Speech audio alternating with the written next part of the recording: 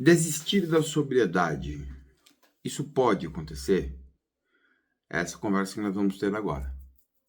Algumas pessoas se perguntam, Sérgio, perguntam para mim, né?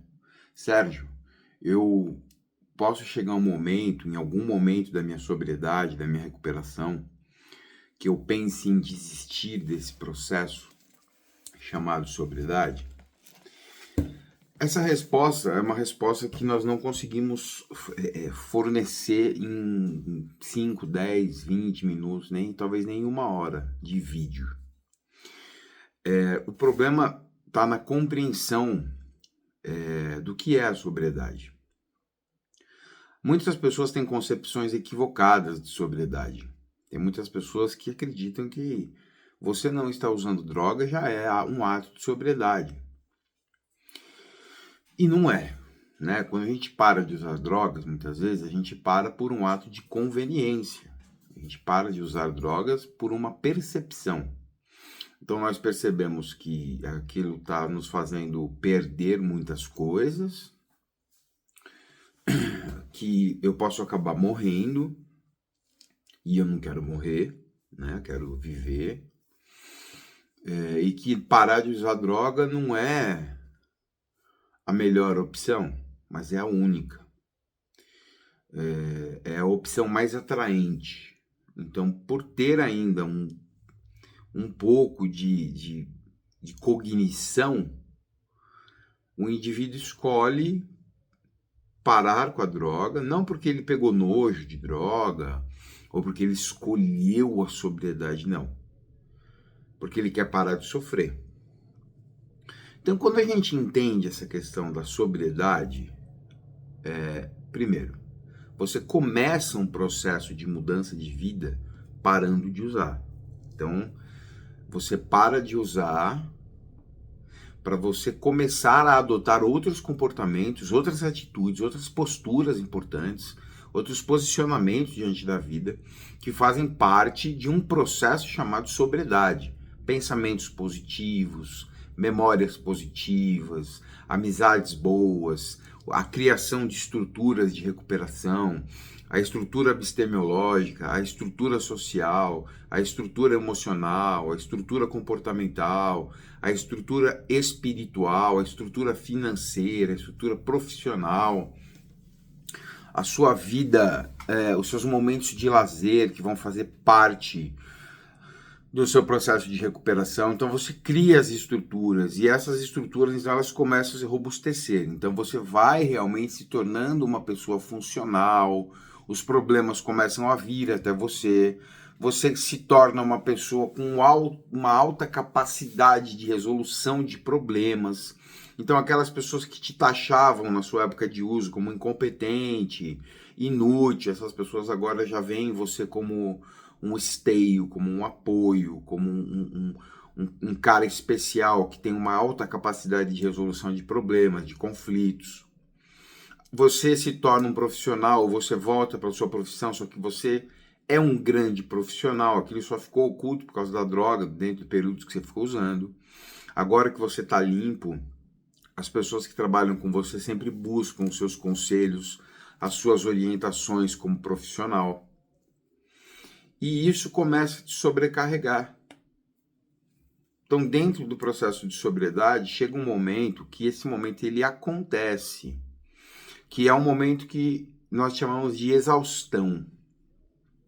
Você pode ficar exausto, porque além de você cuidar do filho, da esposa, da casa, do carro, pagar as contas, pagar documento de carro, pagar conta de água, de luz, IPTU, prestação de apartamento, uma viagem que você fez com a esposa e com o filho, as compras do mercado, material escolar todo ano, que não é barato.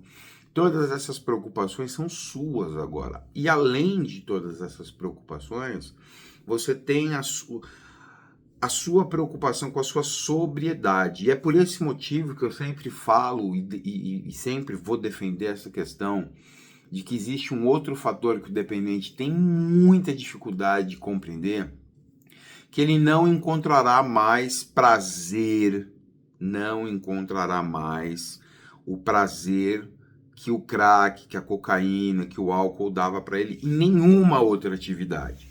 Nenhuma outra atividade vai dar prazer para esse indivíduo como o crack fazia. Os 225% de ativação dopaminérgica que o crack e a cocaína causam ali, não vai ser nada que o indivíduo fizer vai causar essa ativação dopaminérgica. Por esse motivo, a mudança no estilo de vida é algo extremamente importante. E quando você muda o seu estilo de vida, você entende o quê?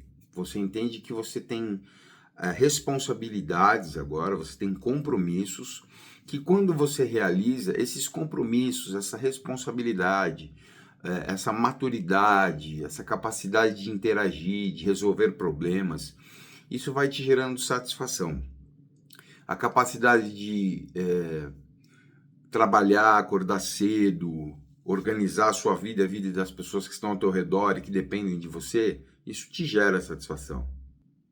Mas isso não vai te gerar o prazer que as drogas um dia te geraram. Então você vai tendo satisfações na vida, satisfação de uma grana que você ganha, de um relacionamento legal que você tem, de um perfume que você gosta, de dar uma volta de carro, de comprar um carro novo, um estilo de carro que você goste. Então você tem satisfações na vida que são extremamente importantes, só que você está o tempo todo buscando resolver problemas e buscando satisfação nessas resoluções de problemas. Então o processo de estar sem drogas não é prazeroso o tempo todo. O processo de ficar sem droga é um processo de satisfação. Só que no momento que você está buscando a satisfação de, por exemplo, ir no mercado e fazer uma compra incrível para sua casa, trocar os pneus do seu carro que estão desgastados, sei lá, presentear a sua esposa, cuidar de um animal de estimação, fazer uma viagem, enfim, se cuidar da sua autoestima, passar um creme na sua pele, enfim, isso te gera satisfação. Chegar cedo no trabalho, fazer as suas vendas, fazer os seus atendimentos, ver os seus clientes satisfeitos com o seu trabalho, isso te gera satisfação. Só que ao mesmo tempo que isso te gera satisfação, isso também vai, ao longo do tempo, vai te gerando exaustão.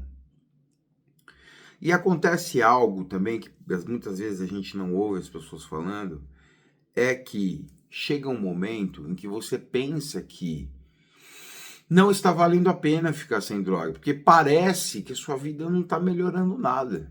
Porque as pessoas, elas acreditam meio que numa mágica, como se existisse uma varinha de condão, né? Então, eu parei de usar droga, agora a minha vida necessariamente, automaticamente fica boa, equilibrada e enfim, legal. A minha vida fica prazerosa, a minha vida fica um sucesso, um mar de rosas.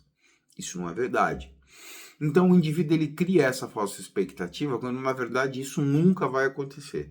O que tem que acontecer é um indivíduo persistente, focado e disciplinado, buscar uma vida onde ele, em todos os momentos da sua existência, em sobriedade, ele irá buscar satisfação nessas novas atividades. Só que essas atividades, por mais que sejam satisfatórias, inclusive ficar sem drogas, isso também é cansativo.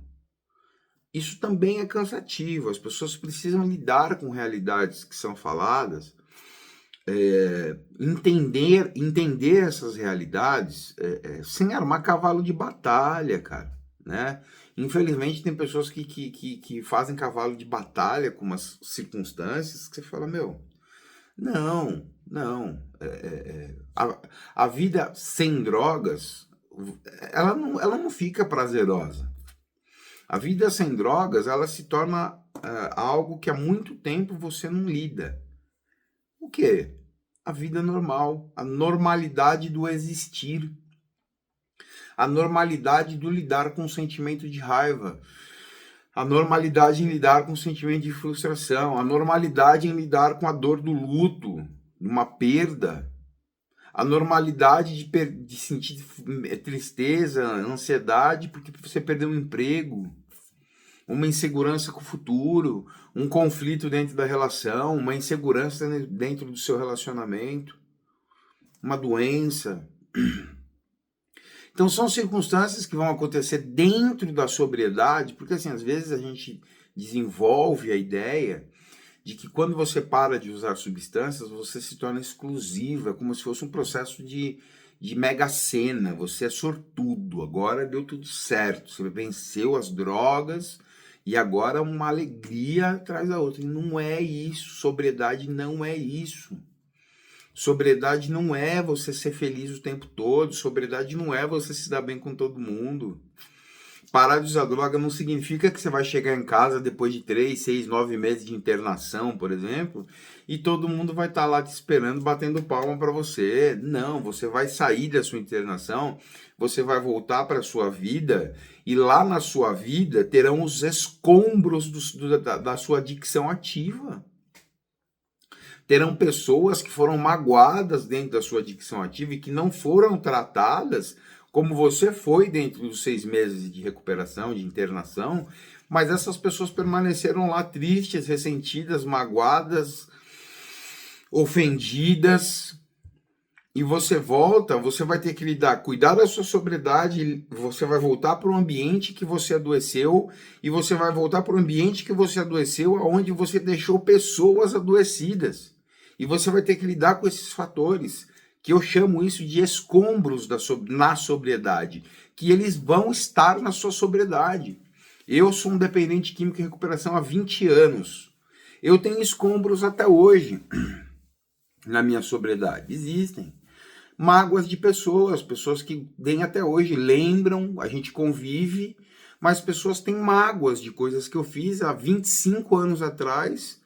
A pessoa lembra sempre daquilo e chora, enfim, treme e fica triste. Então, são escombros que existem. Então, às vezes, você vai olhar para o seu processo de sobriedade e você vai falar, não está valendo a pena. Aí você lida com mais um fator dentro do seu processo de sobriedade, que é você olhar para todos ao teu redor e você perceber que as pessoas estão desconfiadas da sua sobriedade. Isso vai te gerar raiva.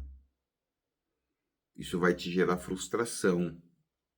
Aí você vai falar, poxa vida, para que eu vou ficar limpo se as pessoas não acreditam em mim? Aí você sai, você trabalha, você paga as contas, você é responsável, você está crescendo financeiramente, vida material tá legal, vida espiritual tá legal, mas as pessoas estão olhando para você e estão desconfiando. E então chega um momento que você fala, cara, não tá valendo a pena. Minha esposa não confia em mim. Se eu compro alguma coisa, sei lá, ela quer nota fiscal. Faz parte do processo. Isso. É a primeira coisa que o dependente de recuperação tem que entender, que esses comportamentos, eles fazem parte do processo. Esses comportamentos do codependente fazem parte do processo. E você, como dependente, você tem que respeitar essa parte do processo. E tá tudo bem. É complicado, gera raiva, frustração? Sim, sim gera. Mas você vai ter que entender a sua mãe. Você vai ter que entender o seu pai, a sua esposa. Afinal de contas, você usou drogas, você passou pelas dores das drogas, mas você passou tendo prazeres imediatos e nucleares usando as drogas. Os seus familiares, não. Os seus familiares, eles passaram por toda a doença da codependência sem nenhum objeto anestesiante. Então a sua família vai desconfiar. Então isso é mais um incômodo dentro da sua sobriedade. Sobriedade não é uma coisa confortável. Então se você está sem drogas e está confortável, o teu caminho de recuperação ele precisa ser revisto. Você precisa urgentemente buscar um bom profissional, um bom terapeuta, que vai fazer uma avaliação no seu estado, no seu estágio de recuperação, uma avaliação sistêmica na sua família, para entender o que está acontecendo. Está muito fácil, está totalmente satisfatório. Então tem alguma coisa errada. Tem alguma lacuna, tem alguma coisa que não está legal. Porque não é satisfatório. Eu entendo as pessoas querem falar para o dependente, porque o dependente ele chega em recuperação, ele chega para o tratamento em negação, ele chega ferido emocionalmente, ele chega frustrado, ele chega ansioso, e eu entendo isso, de verdade. Mas a recuperação não é prazerosa o tempo todo. Por isso que vão ter momentos que você vai pensar em desistir da sua sobriedade. Só que esse processo que algumas pessoas entram de desistir da sobriedade é um processo que você vai desistindo de algumas estruturas. Você para de frequentar a sua religião, você para de arrumar a sua cama, você para de fazer pequenas coisas que eram importantes, mas agora você já está cansado, você vê que... Porque, querendo ou não, não é, algumas pessoas vão falar de busca de aprovação, mas o dependente em recuperação, ele precisa, sim, ser apoiado. Ele precisa, sim, ser visto. Pô, filho, poxa, meu amor, você arrumou a cama para mim, obrigado. Poxa, muito obrigado por você ter arrumado a cama para mim, já vou conseguir adiantar o almoço lá, né? Porque arrumar essa cama enorme aqui demora um pouco. Obrigado. Então, sua esposa sente gratidão. Então, é legal quando a família expressa gratidão. É legal quando a sua esposa expressa gratidão por um esposo. Pô, amor, você lavou a louça para mim, dá um beijo aqui, dá um abraço. Isso é importante para o dependente. Mas algumas pessoas vão falar, não, porque você não tem que esperar a aprovação de ninguém, mas o dependente espera. E é importante.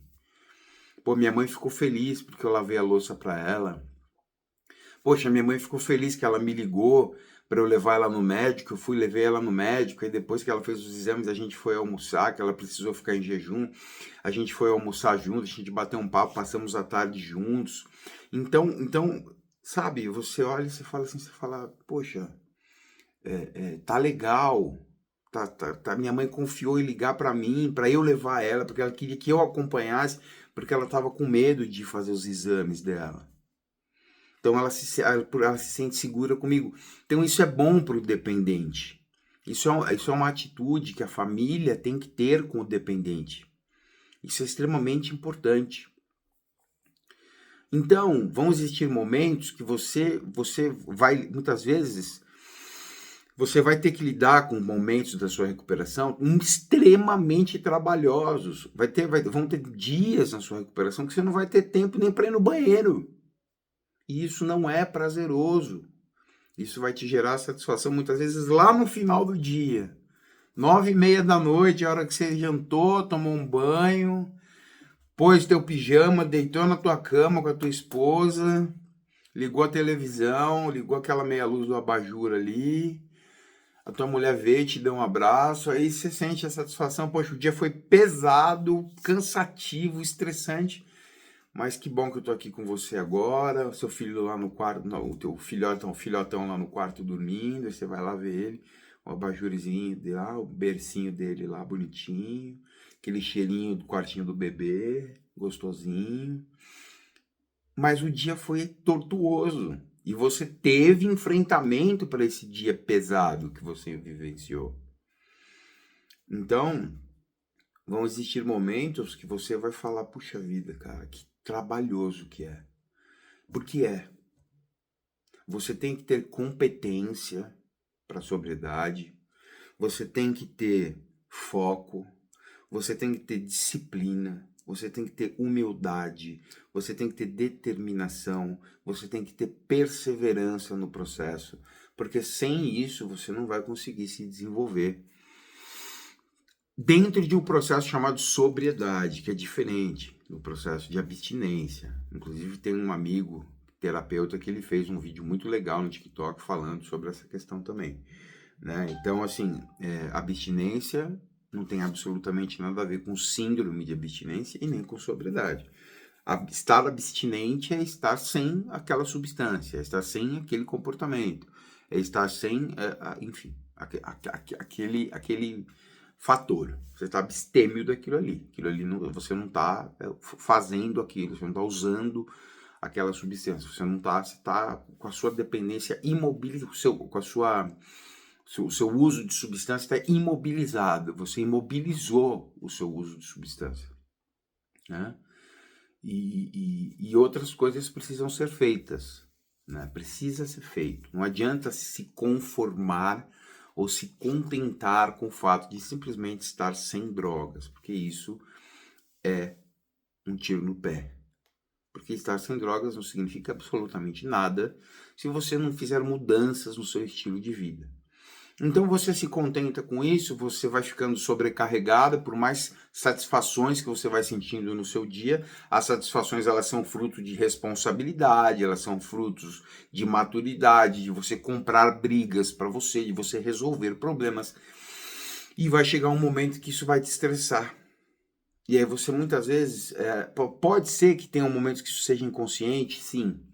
Mas você vai falar, pô, quando eu usava droga eu não tinha que me preocupar com essas coisas todas. Pô, vou ter que pagar IPVA, vou ter que pagar a prestação, pô, tô trabalhando, acordando às 7 horas da manhã. Quando eu tava no uso, pô, eu dormia até 2 horas da tarde, pô, que saudade. Então você começa a alimentar crenças facilitadoras e de permissão para usar. Aí você vê a sua vida ao mesmo tempo extremamente funcional, você fala, poxa vida, se eu tomar só uma cervejinha, aí você entra no inha, né? Que é a minimização que faz parte do mecanismo da negação.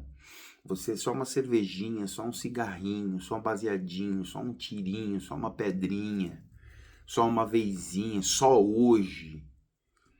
E aí você começa a entrar, você entra num processo de autossabotagem. Mas você ainda está sem droga. Então, aí você chega um momento que você fala, não. Aí agora você teve uma briga com a esposa. Aí algumas adversidades normais da vida acontecem. Você perde um emprego. Aí passa um tempo, você perde um ente querido. Teu animal de estimação morre. Teu filho fica doente. Aí você se vê sem dinheiro. Tá com o dinheiro contado ali, tá passando uns perrengues. Aí você já começa a lembrar na época do uso. Poxa, mas na minha época de uso eu tinha mais dinheiro, cara. Tô sem grana. Pô, vou ter que vender meu carro de 90 mil, comprar um carro de 25, 30. Eu tô sem grana. E aí, é uma forma de se refugiar, né? Porque assim, vem uma sensação de fracasso. Então, por isso a importância de você entender que as adversidades dentro da sobriedade são normais. Porque senão você se sente envergonhado, frustrado e com medo. Então você cria um medo do julgamento e da opinião das pessoas.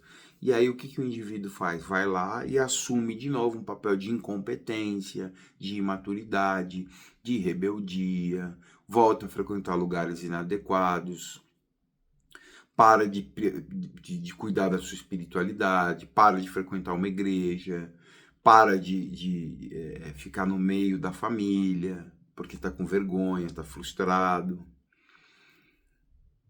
Aí as pessoas te olham de canto de olho, aí você vai, às vezes você pede dinheiro emprestado para um irmão ou para o pai, já te olham esquisito, pô, mas você estava bem, e você tá sóbrio, você não está usando droga. Mas aí esses acontecimentos mexem com você e você não sabe lidar.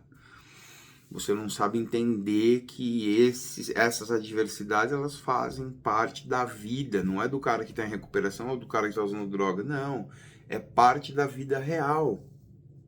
E aí o que o cara faz? O cara vai e assume o papel de drogativo novamente. O cara vai fumar crack, o cara vai beber pinga, o cara desiste da recuperação. Porque ele não entende as adversidades da vida como situações normais a serem superadas. Por esse motivo, eu como profissional, oriento sempre os meus pacientes, todos os meus pacientes, todos, a entenderem que dentro do processo de sobriedade existirão momentos de exaustão. Assim como na clínica. Na clínica, os pacientes que eu trato nas clínicas, chega um momento que eu vejo no rosto do meu paciente, que está 2, 3 meses, que ele já está exausto da internação. Que é quando eu faço o agendamento de uma ressocialização, que eu converso com a família para levar o paciente embora antes do tempo, estipulado, poxa, leva ele para passar uns dias em casa. Porque esse processo de exaustão, ele vai acontecer em todas as etapas, no primeiro semestre, no primeiro ano, na primeira década, vai acontecer e você tem que entender que isso é normal. Não é porque você parou de usar droga que pessoas que você ama deixam de morrer, que os seus animais de estimação não vão morrer, que um carro que você tenha não possa ser roubado, que não possa estourar o pneu do teu carro, que a tua esposa não possa te trair, que você não possa ser demitido de uma empresa, que você não vai ficar sem dinheiro, que você tenha que ir fazer compras e ficar preocupado para ver quanto que vai dar a compra, você não sabe se você vai ter o dinheiro para comprar tudo que a sua casa precisa para aquele mês. E isso faz parte da sobriedade, só que algumas pessoas transmitem uma ideia de que a vida em sobriedade tudo vai dar sempre certo. E não vai dar sempre certo.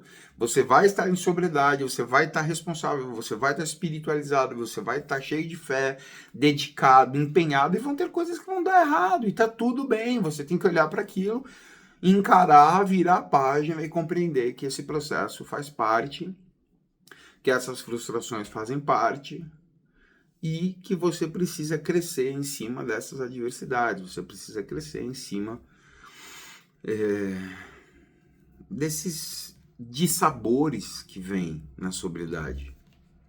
Aí você para de usar, pô, uma pessoa que você ama muito da sua família faleceu. Vai ter que lidar com o luto. Não é porque você parou de usar que você não vai lidar com o luto, perder um ente querido. Eu agora, ano passado, perdi minha tia, cara. Né? E eu tô há 20 anos em recuperação, 20 anos limpo de drogas. É complicado, você sente dores, você tem que entender que as dores, elas são normais, elas fazem parte da vida. E você precisa ter a sabedoria de utilizar as dores como um foco de crescimento, como uma fonte de busca de maturidade. Entendendo que as dores, muitas vezes, é uma forma de você ser forjado em alta temperatura. A gente só fica forte quando a gente passa por dores. As dores são normais e parece que o dependente ele para de usar drogas e ele espera uma vida fofinha, uma vida macia, e infelizmente não vai existir. Essa vida macia, ela não vai existir. Poxa, eu vou desejar fumar crack? Vai desejar fumar crack. Vai ter momentos que você vai comparar a tua vida em sobriedade com a tua vida no uso. Você vai olhar para a tua carteira em sobriedade, você vai ver pouco dinheiro, você vai lembrar do teu uso, você vai falar, nossa, mas no uso eu vivia cheio de dinheiro. E aí você vai ficar frustrado, você vai começar a comparar as etapas, e nesse momento vem o pensamento da desistência. E aí você começa a fazer, você cria o que em prevenção de recaída a gente chama de expectativa positiva, expectativa de resultado positivo no efeito da substância ou no comportamento. Poxa, se eu usar droga, eu vou me sentir melhor, pelo menos eu consigo lidar com essa frustração que eu tô, com essa tristeza que eu tô, preciso me animar um pouco para tomar uma cerveja. Você começa a entender, você começa a acreditar que usar drogas é uma boa opção. E muitas vezes você se coloca em rota de colisão novamente, e muitas vezes você não só se coloca na rota da colisão, mas você colide verdadeiramente. Você antes de usar a substância, você perde todas as estruturas de sobriedade e por fim você usa as substâncias. Por quê? Porque você não entendeu, você não compreendeu que dentro da sobriedade existirão adversidades, lutas, frustrações, dissabores, medos, tristezas, perdas, escassez. Vai ter um monte de coisa, os escombros da recuperação vão existir. Pode ser que você continue sendo rejeitado por pessoas por um longo período ainda da sua recuperação. E entender que vão ter coisas que, mesmo que você tenha usado droga há 10 anos e você esteja limpo há 30, vão ter coisas que a sobriedade não vai te devolver mais. Tem coisas que você usou droga 7 anos que você perdeu coisas nesses 7 anos e você está limpo há 20. Tem coisas que você perdeu nesses 7 que os 20 anos não vão te devolver mais. e você precisa ter essa aceitação. O meu nome é Sérgio Mendonça, eu sou terapeuta especializado em dependência química. Se você gostou desse vídeo, se inscreve, curte, compartilha e me segue nas redes sociais para que você possa aprender muitas informações, aprender muita coisa aqui comigo sobre recuperação de dependência química, alcoolismo e psicopatologias. Um grande abraço, que Deus te abençoe ricamente.